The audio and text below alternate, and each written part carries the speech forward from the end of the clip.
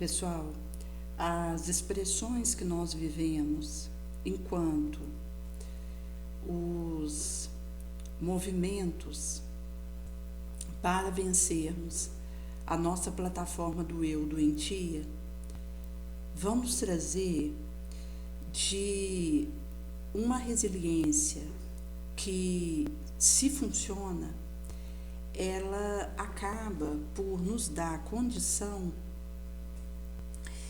de alçar um voo e, nesse sentido, de fazer as análises de que carecemos. Como isso não vai ser dito em Palavras de Vida Eterna, no capítulo 99, Reclamações,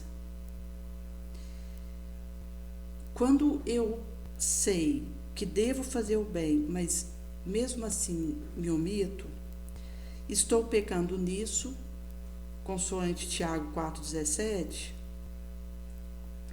onde vamos ser trago algumas reflexões referente ao nosso processo e ao avanço que é requerido de nós. E, inclusive, em situações onde nós precisaremos dominar o nosso medo e sermos mais fortes que o que existe em nós de querer desistir, fugir da luta. Até porque quando eu preciso viver uma expiação, uma prova, e eu me omito diante disso, deixo aquele fardo no meio da estrada e vou por um outro atalho, vai acontecer que aquilo vai me encontrar numa situação mais difícil. Até mesmo quando a gente fala uma determinada expiação, em que quando eu já vivendo aquilo e estou conseguindo superar aquela situação, eu já vou me acostumando. E nesse sentido vai ficando mais fácil lidar com o que acontece, sem me desequilibrar e fazer avanço. Se eu largo aquilo no meio do caminho, quando aquilo vier me encontrar de novo, eu já vou ter desacostumado. Por isso que, na verdade, nós precisaremos analisar os móveis por detrás das nossas atitudes. Tipo, uma jovem que deseja ir, como militante do catolicismo, entrar no convento. Se o móvel por trás da atitude dela for fugir do mundo, porque ela acha o mundo difícil, desafiador, perigoso, então, para se proteger na cabeça dela, com otimização, ela pretende entrar naquele convento, se subtraindo à boa luta que ela precisa viver aqui, de fora. O móvel por trás torna danosa a decisão e a sua consequente atitude de entrar naquele convento. Por outro lado, se o móvel por detrás da decisão dela é abrir mão do matrimônio, de filhos biológicos para cuidar dos filhos de outras mulheres, poder dedicar o seu tempo melhor para ajudar os necessitados de todo porte, ao léu. E, em sendo assim, ela pretende entrar nesse convento porque ali existem atividades feitas com os populares necessitados, ela pretende se engajar nisso.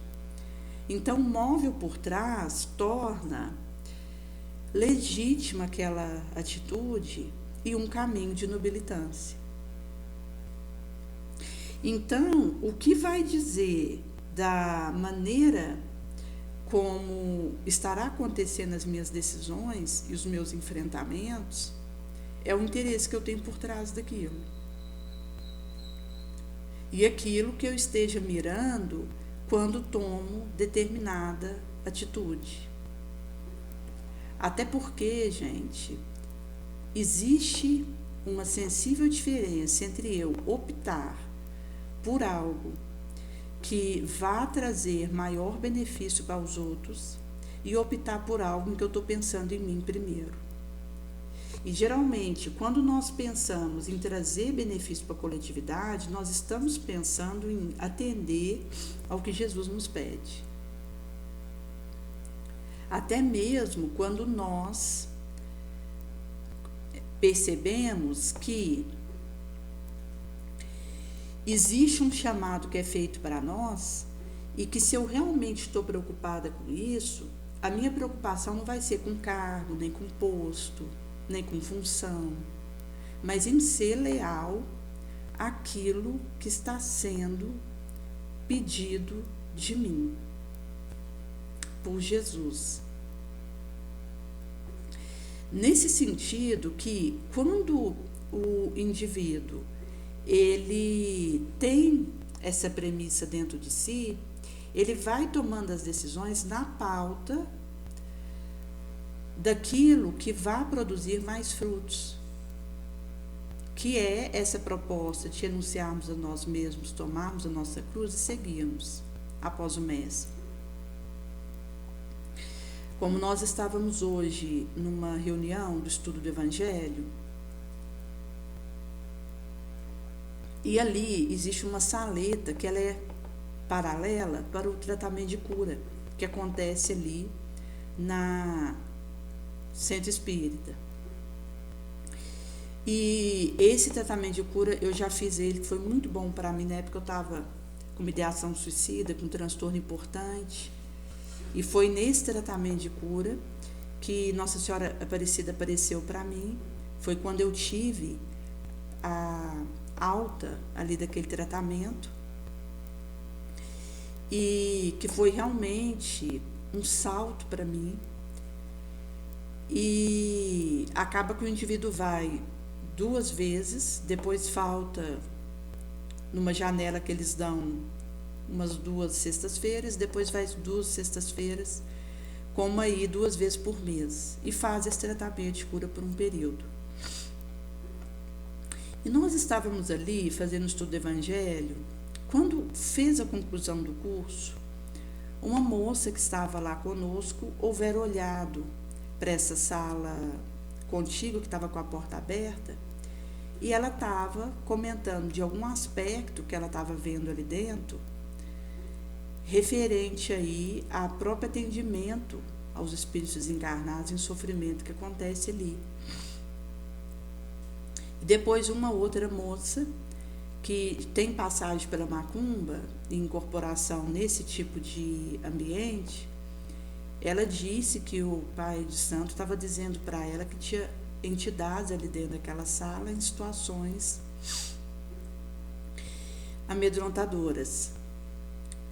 E acaba que mostrou aí uma ingenuidade, um despreparo de quem comenta isso, até porque quando existe um tratamento no centro espírita, nós temos a presença dos benfeitores que estão fazendo esse amplexo acolhedor, até mesmo mantendo alguns espíritos ali naquele ambiente, para, no momento oportuno, levar eles para os postos de socorro no astral ou colônias, para os tratamentos respectivos,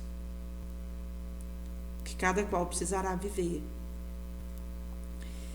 E nesse sentido que ali, naquela contingência, logo que elas saíram, eu fiquei inclusive receosa, assim, até pelos comentários que elas houveram feito, no sentido de, inclusive, fazer uma oração ali para o acolhimento de tantos quantos estivessem naquele ambiente contíguo, mas considerando os espíritos sofredores, ignorantes, viciosos, quais nós mesmos, que precisam ser atendidos.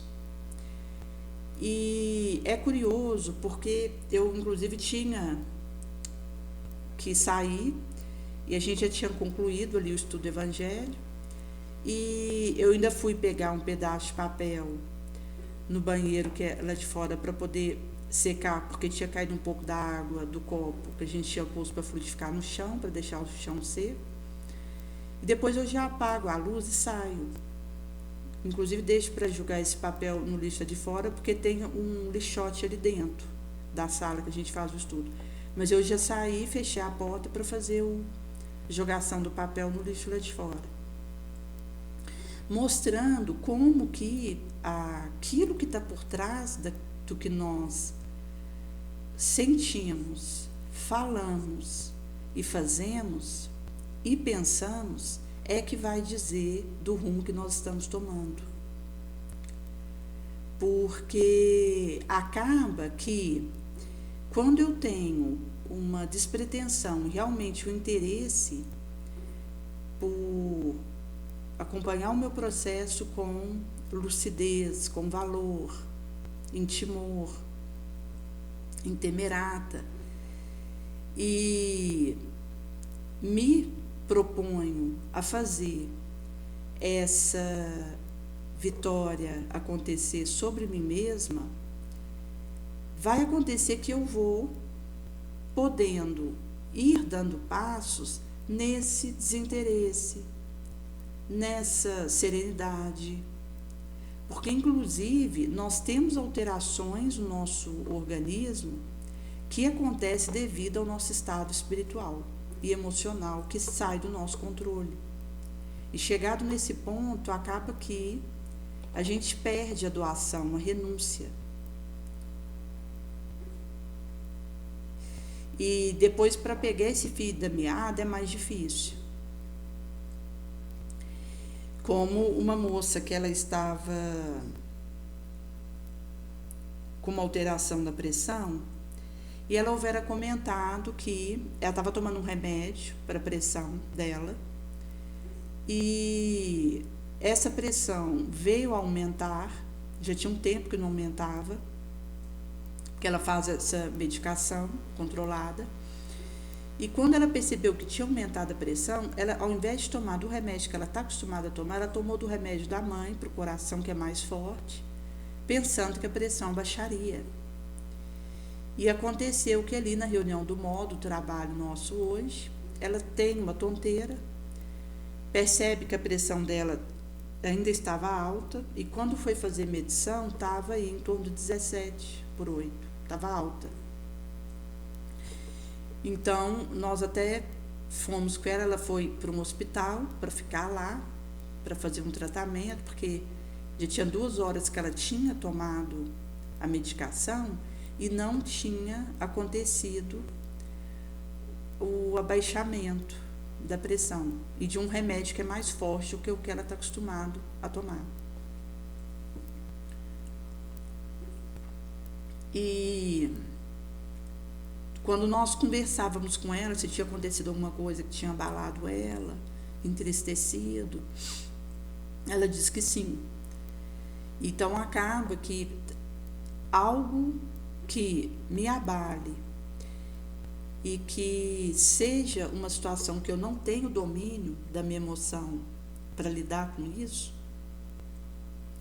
vai significar algum tipo de desequilíbrio e que vai repercutir no meu órgão de choque, aquele que é o mais fragilizado, que é o mais envolvido em erros que eu trago até aqui.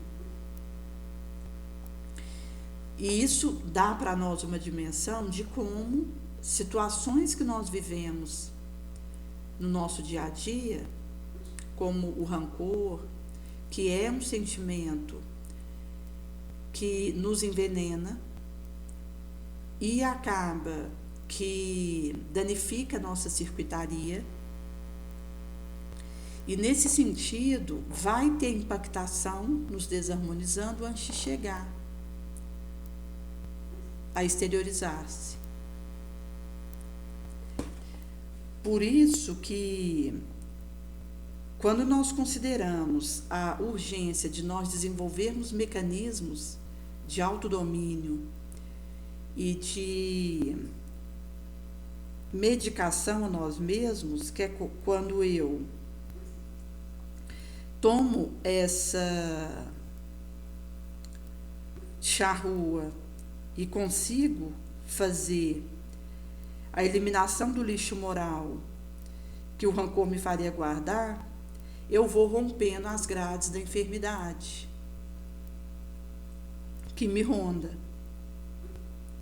Porque algo de sombrio que seja feito na minha direção não deveria merecer o nosso sacrifício.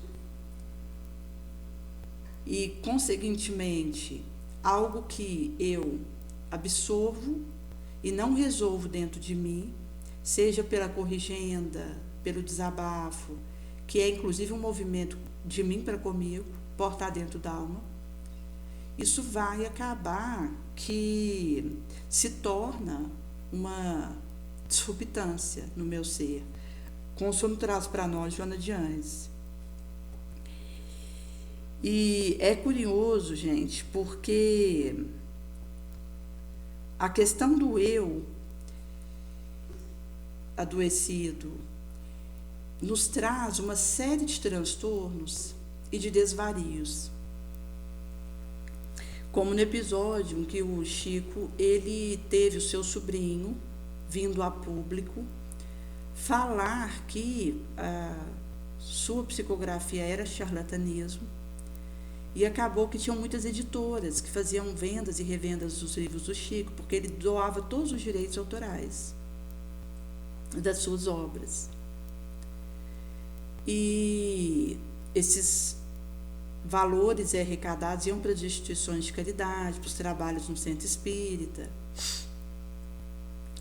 E ele fazia essa doação, inclusive para o trabalho mesmo que ele fazia, de distribuição de pães, medicamentos, cobertores, enfim, toda a gama ali de atividades assistenciais em que ele estava envolvido. Até mesmo pagar passagem para aqueles que vinham de outros lugares do Brasil, ter com ele ali, primeiramente Pedro Leopoldo, depois Uberaba, que não tinham condições de retornar para suas terras de origem. Ele acabava dando ali um valor para que a pessoa pudesse pagar a passagem de volta.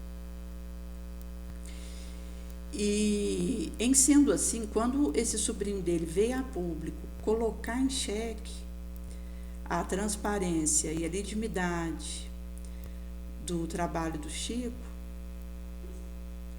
acabou que ele precisou ir a público se retratar enquanto uma exigência até mesmo das editoras, dos centros espíritas que faziam vendas dos seus livros, e que, no caso dele, o Chico, cair em algum tipo de charlatanismo ou desonestidade, isso impactaria todo o trabalho da sua lavra mediúnica. Inclusive, no período da vida do Chico, que ele estava já para desencarnar,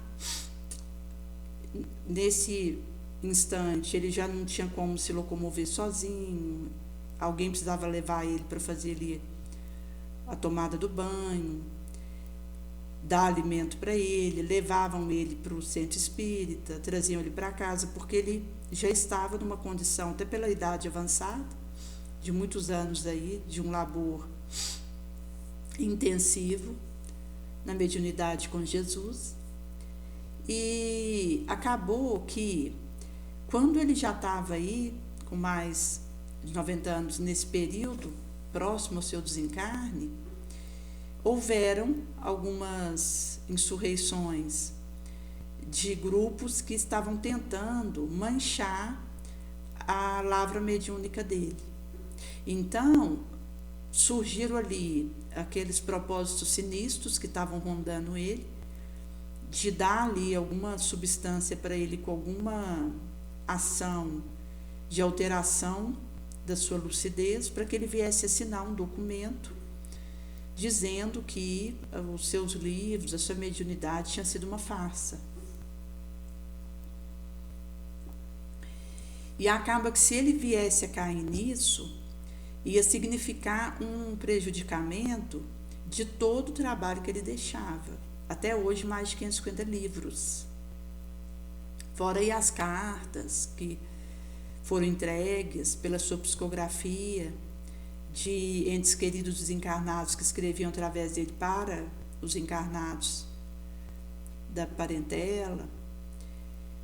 E então ele disse para o pessoal ali que militava com ele naquele centro espírita: gente, se eu vier tombar no chão, vocês me peguem, me levem para o centro espírita e me mantenham lá, trazendo aí até a proteção do ambiente espírita, enquanto o local onde ele estaria recebendo essa blindagem espiritual, caso ele viesse aí por um esgotamento da pressão que ele estava sofrendo naquele momento da vida, tombar no chão e vinha a ter até mesmo aí um desmaio e uma inconsciência momentânea, ele falou para aqueles que estavam próximos a ele o levarem para aquele centro espírita e o deixarem lá.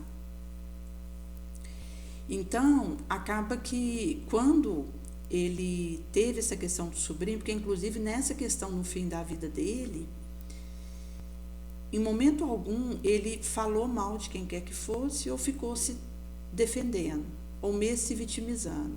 São condutas que ele fugia, porque são estados enfermiços do nosso ego, das nossas chagas morais. E o Chico, até como espírito superior que ele é, ele desviava dessas questiúnculas. Então, no momento algum, ele ficava se vitimizando ou falando algo ruim de quem ou do que quer que fosse, ou mesmo lamentando. Não. Mas ele agiu no sentido de proteger a ele mesmo dos ataques que estavam acontecendo, visando manchar sua trajetória, no sentido aí de uma prudência e de uma defesa que não é ofender, mas defender a si mesmo. Então, ele não entra naquela gleba da justificativa e de tentar fazer um melhoramento da sua própria situação, mas ele age no sentido de, vindo a cair no chão, tombado, exânime, ser levado ali para o centro espírita e ser mantido ali. E foi uma postura semelhante à que ele fez com o sobrinho, quando veio a público por algumas moedas a colocar essa lama na sua mediunidade. Ele precisou fazer aí uma colocação em público, porque a situação foi a juízo. E ali ele não fala mal desse sobrinho, não justifica o que quer que fosse, mas apenas pede licença para continuar o seu trabalho com Jesus. Por isso que quando a gente fala essa questão da vencedor, não é aquele que guerreia um exterior inimigo até a morte, em sangues riachosos. Até porque vencer alguém de fora é fácil. O difícil e a verdadeira vitória é a que eu realizo sobre mim mesmo, sobre o meu ego, onde eu consigo combater minha ignorância, minha iniquidade, até a extinção da minha sombra, nos círculos da minha própria natureza. Por isso, gente, que consono vai ser trago em Missionários da Luz, no capítulo Obsessão, onde vai ser colocada a situação de uma moça que estava aí numa condição importante de obsessão, mas que ela tinha uma postura de se automedicar com um esforço hercúleo que ela fazia, e essa conduta dela dizia aí de uma possibilidade que ela revelava de ter alguma melhora naquele estado obsessivo que ela trazia. Porque como se não fora tratado pelo benfeitor da sua situação, ela tinha um esforço próprio. Porque o obsidiado, além de adoecido, representante de outros enfermos, é também uma criatura repleta de problemas espirituais torturantes. eu precisaria ter uma vontade firme para me autoeducar, para me autodomar, para me disciplinar ferreamente. Senão a minha condição dolorosa se prolongaria para além da morte. Porque o que aconteceria para alguém que está indiferente ao governo e ao comando do próprio lar? Indubitavelmente, 1001 questões vão assediá-lo no curso do diário, e ele acabará vencido, convertendo-se a marionete joguetal das circunstâncias. Agora, consideremos que além dessas situações que partem da própria indiferença desse homem ao governo que ele precisa realizar no ambiente ali, que ele está sendo chamado a atuar à frente, que ele esteja cercado de inimigos que ele mesmo houvera criado, adversários que lhe espreitam gestos menores, tomados de propósitos sinistros. Se ele não desperta para as realidades da sua vivência, fazendo a empunhação de armas da persistência, resistência no bem, valendo-se do exterior auxílio que lhe é prestado pelos amigos, é razoável que ele permaneça esmagado, destroçado. Nesse sentido que nós temos laboriosos processos de resgate que, mesmo depois que se afastam dos elementos de sombra e perturbação, perseveram nas expiações enquanto vivências. Então, essas expiatórias situações, mesmo que a gente afaste o obsessor, são coisas que eu continuarei vivendo. Porque nós precisamos da adesão dos diretos interessados na cura. Se eu realmente não tomo a minha autorrédea nesse processo, o obsessor pode até ser afastado de mim, não ter mais ação sobre mim. Eu continuarei nas expiações a pedir de mim uma resposta diferente e melhor.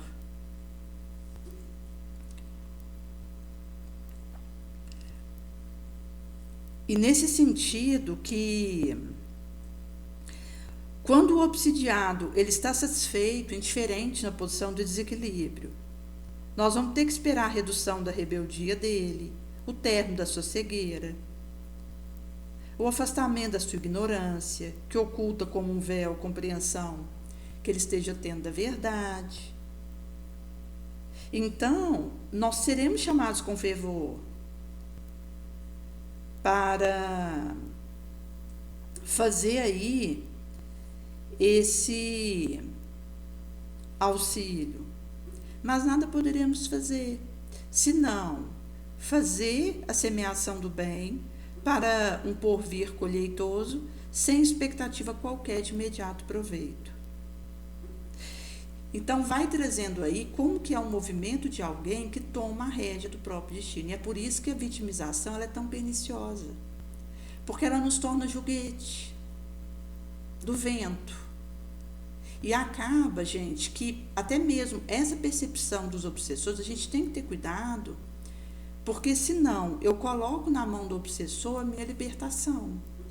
E vai acontecer que, se eu não tomo a rédea do meu cuidado, da minha defesa com o meu mundo interior, para ficar no pensamento elevado, consequentemente no sentimento, na palavra da ação, mesmo que não tenha obsessor, eu vou continuar espiando após espiando, porque eu não estou conseguindo dar o aperfeiçoamento moral a mim mesma que preciso. E às vezes o indivíduo chegado nesse ponto, nem o obsessor mais perde tempo, porque vê que ele está tão entregue à própria sombra, sem os esforços que ele precisa fazer para vencer a si mesmo e fazer o nobre acontecer na sua vida, que o obsessor o deixa entregue a si mesmo.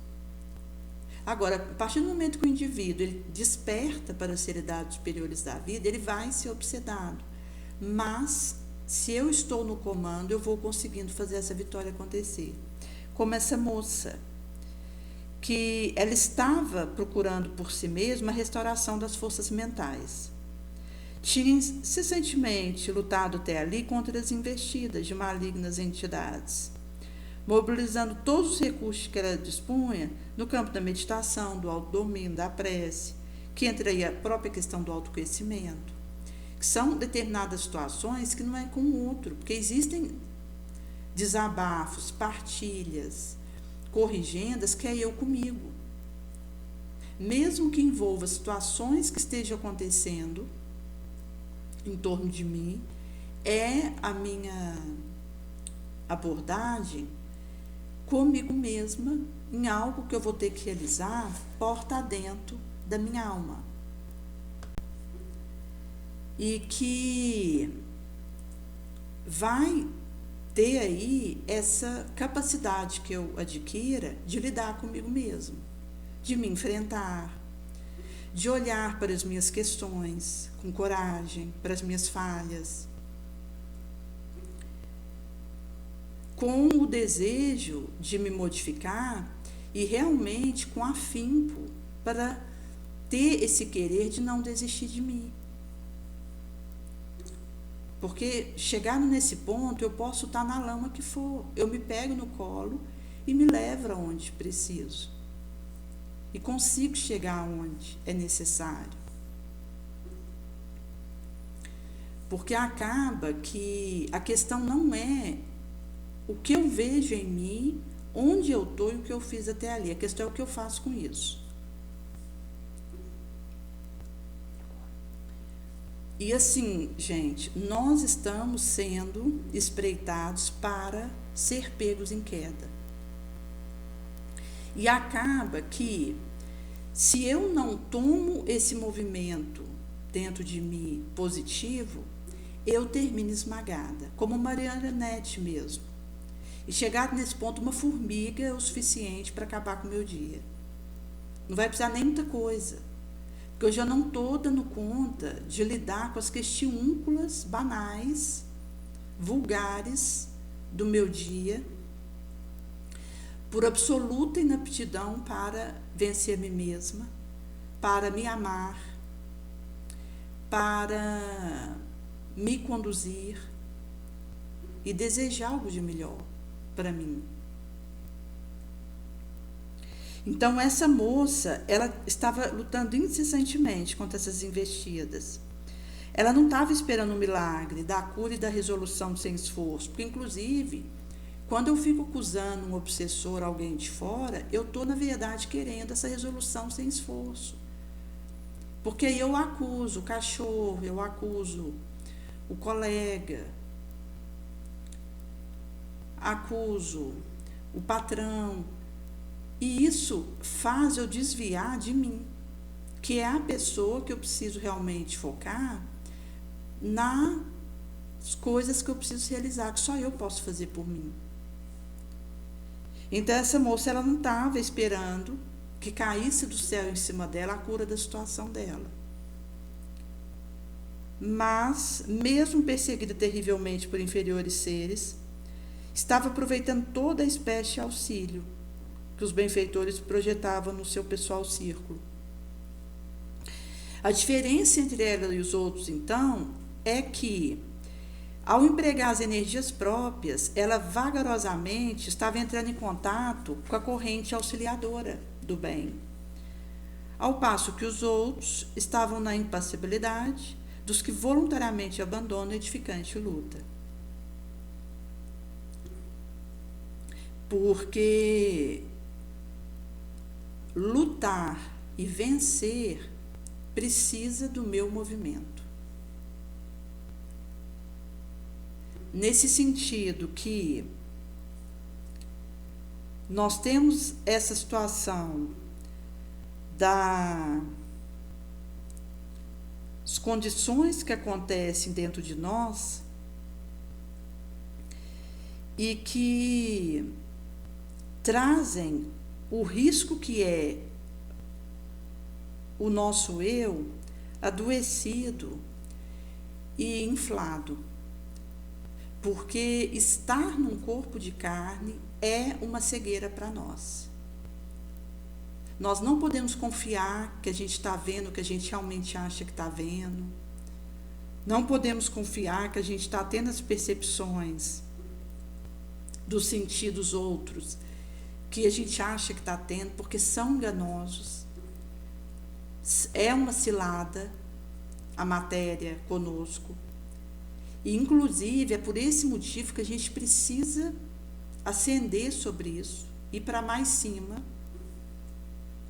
desenvolvendo nossos sentidos espirituais, não os físicos, transcendendo o que a matéria nos enseja e nos pede para fazer, dizendo não para isso e subindo vibratoriamente, para que a tentação jamais nos encontre de débil vontade e não nos submeta, sem que nos tenhamos exaurido no labor. Porque é uma trincheira que funciona dentro de nós. O verdadeiro inimigo que nós trazemos é aquele que está dentro de nós, no nosso eu enfermo. Porque quando eu consigo ver a vitória sobre isso e me apresento no espaço como vencedora sobre mim mesma, eu sou mais exímia do que qualquer general terrestre. Então eu vou ter essa eximidade tanto na estratégia quanto no tino militar. Porque é a verdadeira vitória. É que eu realizo sobre mim. Por esse motivo que nós somos chamados a examinar a porcentagem da nossa coparticipação naquilo que nos acontece. Mesmo que eu não possa evitar que a ave de rapina cruze os ares sobre a nossa fronte, do nosso lado, atrás, na frente, mas nós podemos impedir que ela faça ninho em cima de nós, sobre a nossa cabeça. E aqui vai ser trago a questão de seres humanos que procuram fazer justiça a si próprios, mas que nada mais fazem do que incentivar a tirania do eu deles mesmos.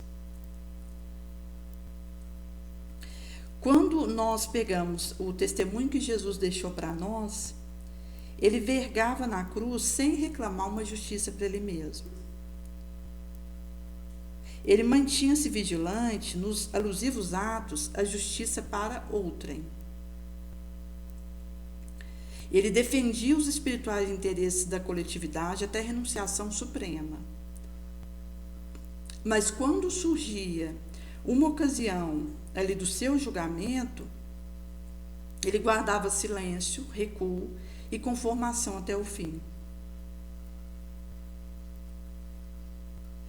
Nesse sentido, Jesus, ele não desconsiderou o sagrado serviço do reto juízo no carnal mundo, mas preferiu adotá-la via um padrão de prudência para todos os discípulos leais do seu evangelho, nas diferentes situações em que encontramos. Quando se trata do interesse de outrem, devemos ser rápidos na legítima justificação. Mas quando os difíceis e dolorosos assuntos nos envolve o eu, convém moderar todo e qualquer impulso que tragamos de reivindicação, de querer justiça, com a própria mão. Nem sempre a nossa incompleta visão vai nos deixar perceber a altura da dívida que nos compete, que nos é própria. E, na dúvida, é lícito nos abstermos e recuarmos.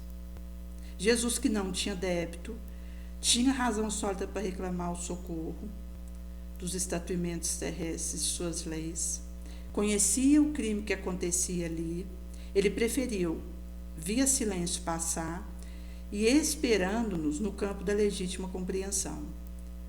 É porque, para acima das antigas disposições da lei do olho por olho, ele nos ensinaram a amar uns aos outros, como ele nos ama.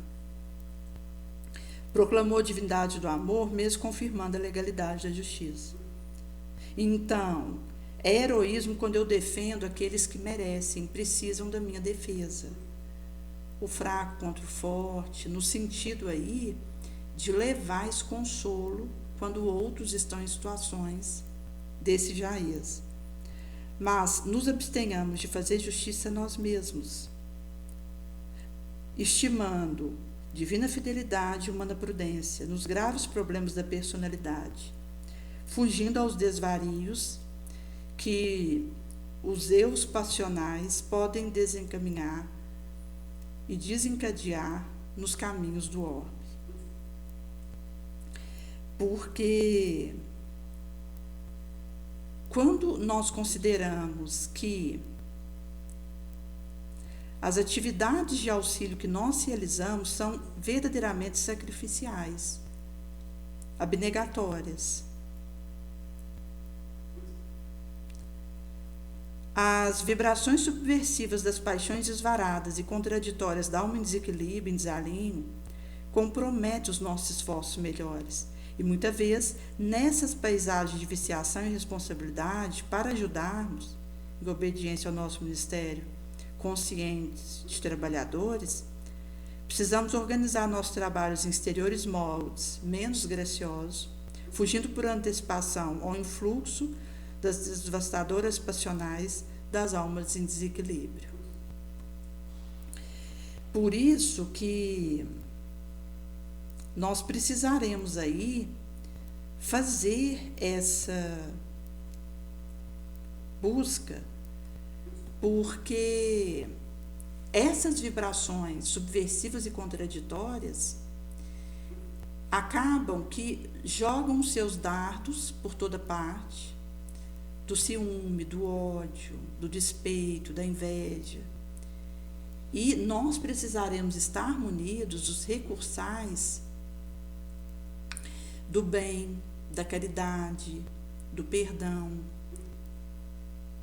E por isso que as atividades que nós realizamos em lealdade a Jesus são sacrificiais verdadeiramente e pede o sacrifício de nós mesmos. Então, aquele que realmente esteja seguindo Jesus, ele se sacrifica em espontaneidade, porque são condutas de renúncia, de desapego, de martírios espontâneos.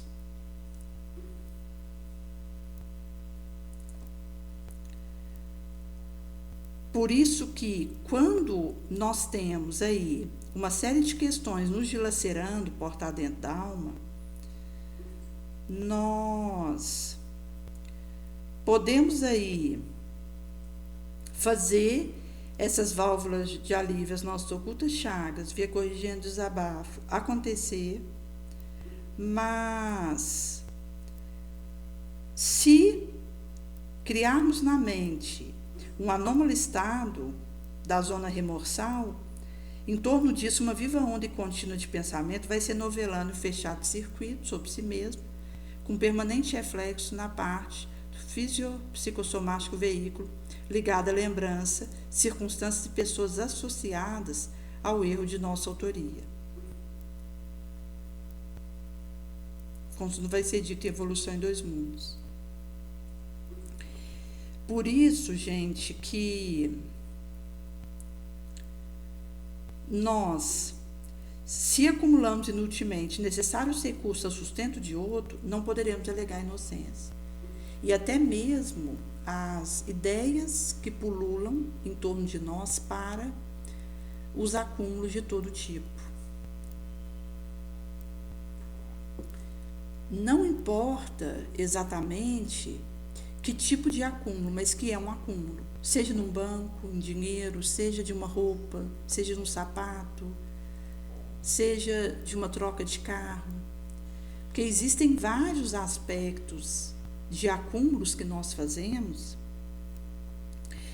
que, na verdade, vai estar dizendo de desvios que nós fazemos com os recursos. Então, às vezes eu acuso alguém que tenha se onerado no delito furtuoso, mas eu estou, da mesma maneira, com os acúmulos que realizo, desviando recursos que pertencem a outros. Porque aquilo que eu acumulo de algum porte está tirando de alguém que não tem o básico. E quantos não têm o básico? tem falta de um remédio, tem falta de um pão, tem falta de uma água. São tantos vivendo essa situação que não tem um teto para abrigar a cabeça. Que nós percebemos que nós vivemos uma sociedade de vários tipos de acúmulos que tira de vários, da maioria, o necessário. Quando, por exemplo, até mesmo aquilo que nós podemos fazer para extinguir toda e qualquer forma de delinquência.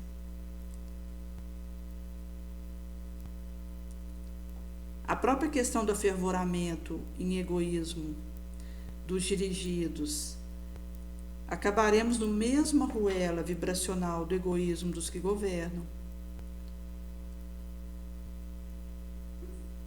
Quando, por exemplo, temos competência e nos abstemos do plantio da educação, da instrução, e, na verdade, estamos na mesma situação dos que criticam, os que estão instruindo outros de maneira deficiente.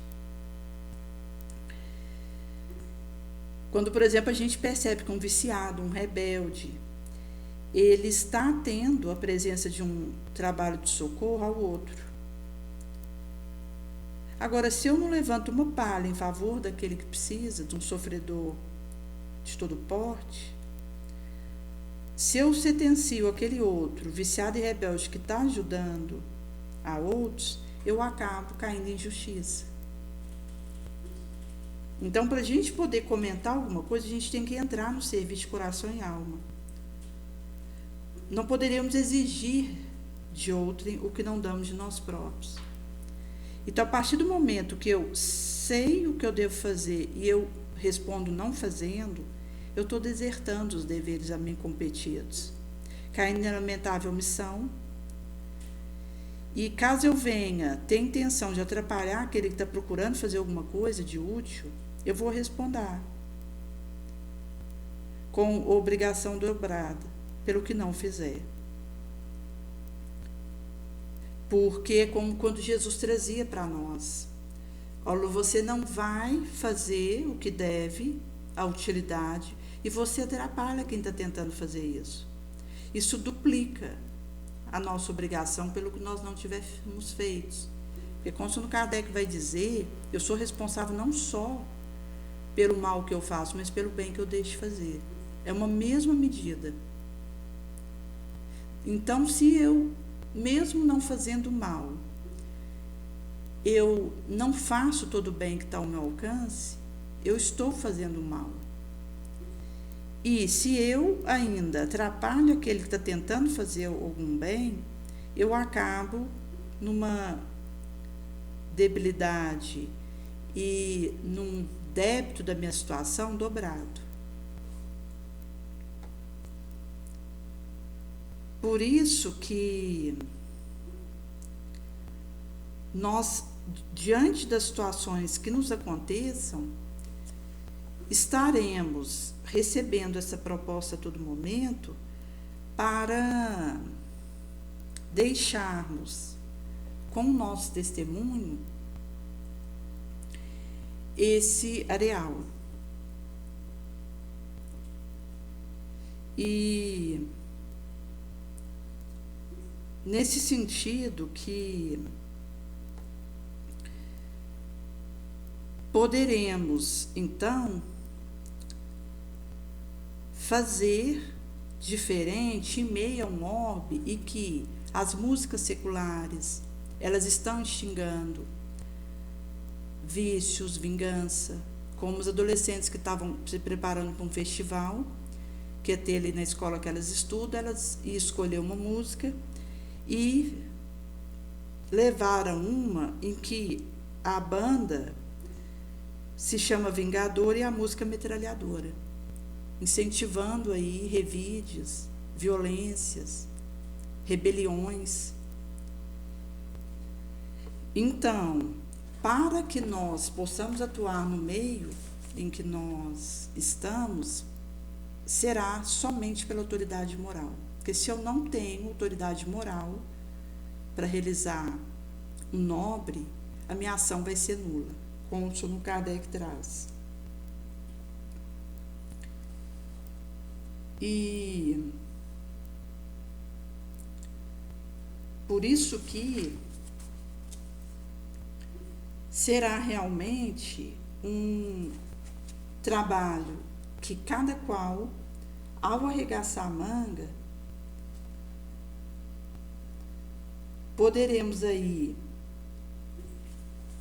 no desdobramento do sono, receber o auxílio dos benfeitores, que vão nos retemperando para continuar esse bom labor.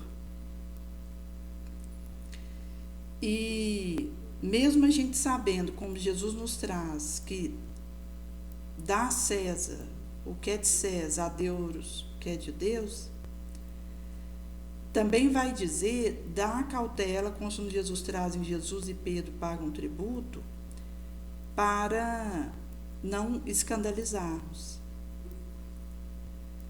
Porque Jesus perguntou de quem recebe os seis da terra o imposto ou o censo, dos alheios ou dos filhos? E foi respondido dos alheios. Então Jesus diz, sendo assim, os filhos estão livres de fazer esse pagamento. Mas Jesus então completa, para que não os escandalizemos, lança o anzol ao mar, segura o primeiro peixe que subir, ao abrir sua boca você vai encontrar um estáter. Você então o tome e dá por ti e por mim. Depois que houveram se aproximado de Pedro, os coletores de didracmas, e perguntaram se o Cristo pagava o didracma. E Pedro houvera dito que sim. Então, nessa conduta do bom senso, nós vamos podendo, na questão da proporcionalidade, relatividade, razoabilidade e equanimidade, fazermos esse salto.